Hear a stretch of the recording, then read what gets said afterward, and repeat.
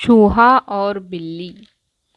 बिल्ली चूहा चूहा बिल्ली सोच रहे थे जाएं दिल्ली। पहले सोचा ट्रेन से जाएं, लेकिन पैसे कहाँ से लाएं। बस में कैसे चढ़ जाएंगे, पकड़े गए तो पछताएंगे। चूहा बोला बात बदल कर, हम जाएंगे पैदल चलकर। सुन के बिल्ली भी मुस्काई, फिर बोली हाँ ठीक है भाई। खुश थे दोनों दिल में अपने, देख रहे थे रंगीन सपने।